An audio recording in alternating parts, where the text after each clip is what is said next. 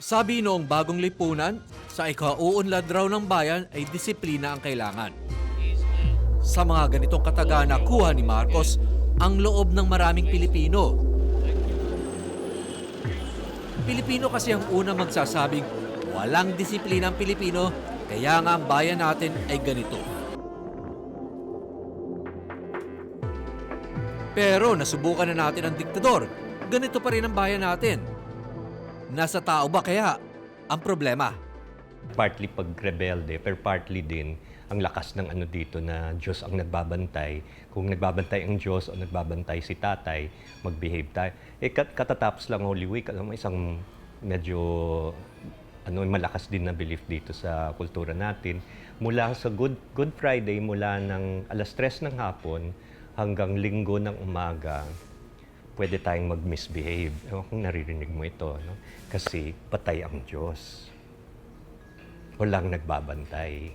Ang daming beses ko nang itong naririnig, kaya ang daming nagwawala mula Friday afternoon until Sunday morning. No?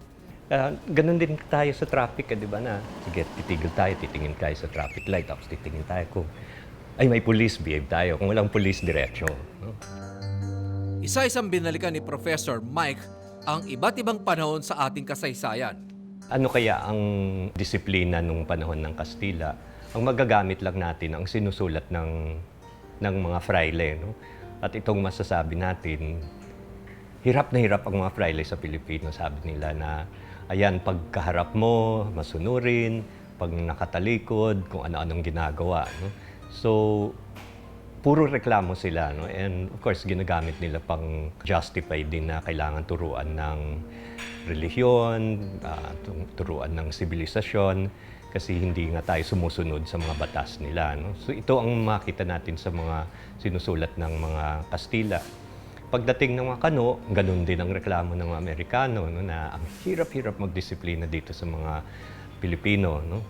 So medyo may pattern ito makita natin na medyo pasaway, no? Hindi lang medyo, talagang pasaway tayo. No? Pasaway, Pilipino lang yata ang may salita sa taong walang disiplina o hindi masunurin. I always point out nga na, sige, mahilig pa tayong mag-ano ng batas, di ba? Kung may problema, ang solusyon, batas. Hindi naman in-enforce ang batas. Banta tayo ng banta, pero ang hina naman sa enforcement. No? Sa traffic nga, ganun din. Hindi consistent. No? Alam na natin ang kwento ng Davao City at Lawag. Pero may iilang community sa Metro Manila na modelo din naman ng kaayusan.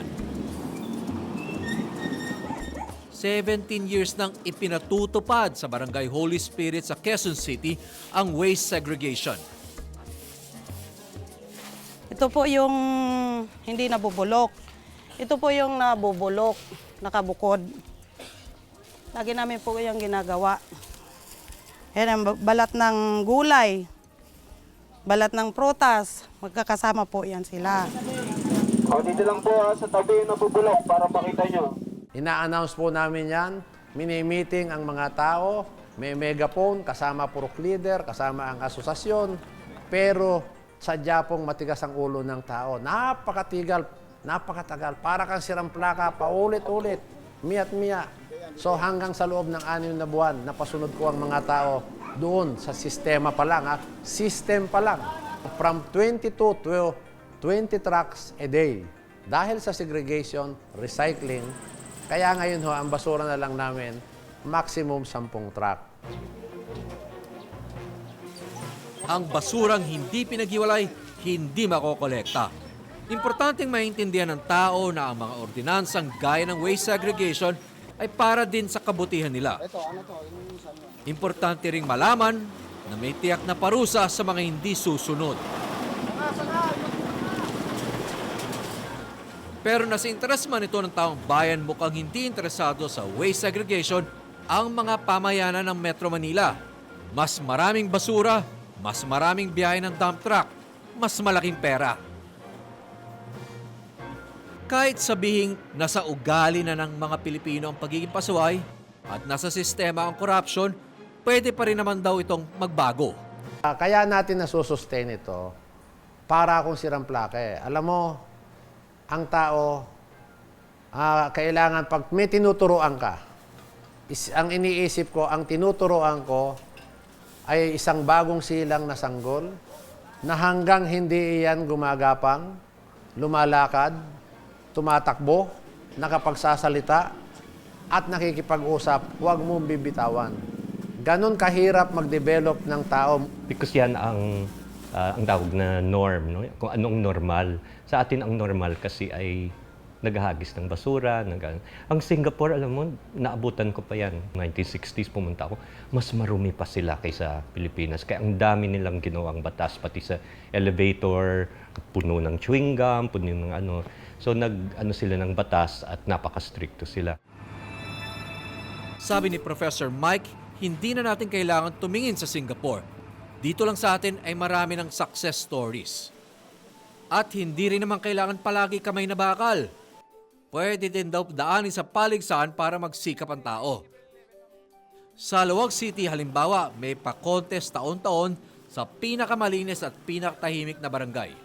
Isipin na lang susunod na henerasyon kasi parang each generation says na, sige, wala na tayong magagawa. So tuloy-tuloy yung habang umuunlad ang mga neighbors natin, tayo naman. Yung mga awards natin, kung may awards nga, di ba? Award for one of the dirtiest airports in the world, one of the kakahiya naman, no? So kung gamitin lang natin ang hiya, sana maging motivation din yan. Pero I would like to think in the long run, kusa pa rin na sana mga anak natin, mga apo natin, they're entitled to a better place to live in, na ang lahat ay sumusunod dahil sa kusa at hindi dahil sa banta. Hindi nagkukulang ang Pilipinas sa halimbawa ng maayos at malinis na lungsod. Simple lang daw ang kailangan. Ipatupad ang batas. Madaling sabihin pero mukhang hindi madaling gawin. Sa unang tanong na kung kaya ba ng Pilipino maging disiplinado, kaya. Sa pangalawang tanong, no, kaya ba ng ating mga leader? Nako, iba at mas mahabang kwentuhan na po yan.